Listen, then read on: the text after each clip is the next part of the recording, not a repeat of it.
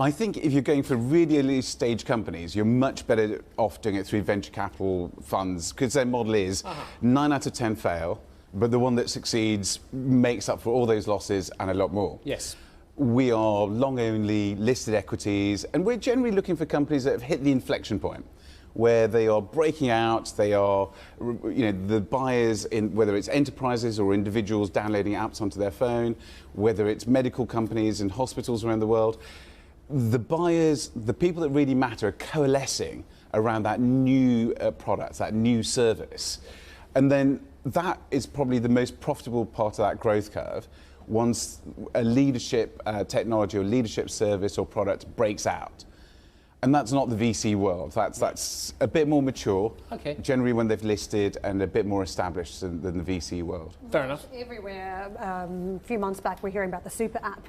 It was one of those words that was just doing the rounds, which meant if you were a large company of technology, you did everything. But it feels as though those times have changed, and we've seen it through the lens of Meta cutting back in areas that Mark Zuckerberg wanted to chase. Now they are sort of on the scrap heap as he cuts back and focuses on what's core for the organization. Yeah. Have we just seen the death of the super app in this monetary policy cycle and the wash-up of SVB?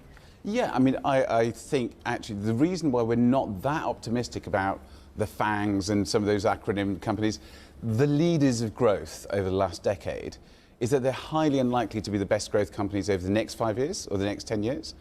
So things like super apps and maybe developing into unrelated areas is arguably a function of outsized success and very cheap money. But when you look forwards, the biggest growth areas are probably far more likely to be new applications in cloud computing. There's a lot of excitement at the moment in AI, but we actually think it's the application of AI. So it will come through being embedded in other applications. That's where the big growth will be. But don't forget, there's also other areas. It's beyond technology. So if you think about the global epidemic in diabetes, in obesity, so healthcare is experiencing a lot of innovation, and there's a lot of structural growth that's going to be built in over the next few years, if you can get the right products and the right companies. A couple of years back, we were talking about AI through the context that it was super expensive to be invested in AI. It required fairly deep pockets. It meant that major technology companies were really positioned at the forefront of the AI race. But since then, we've seen that change, and ChatGPT, I think, has shown us that technology can be taken, it can be turned into something that is more bespoke for your own organization.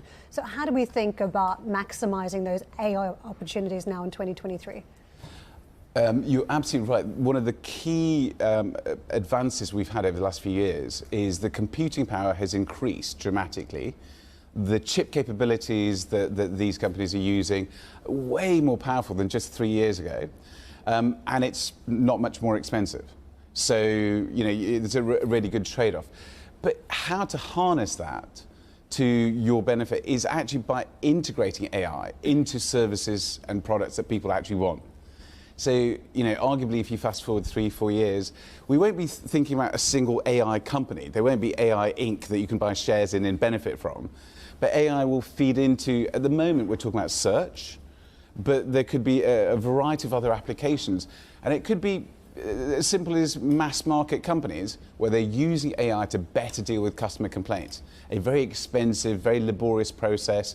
If it can be done efficiently and helpfully. Unsatisfactory as well. Yes, survey after survey confirms that. So AI's applications could really change the game. So to translate that into a single sentence, what you want to do is look for those companies that can harness it, that can surf the wave. Because if you don't surf the wave, you might well get crushed by it if you get left behind.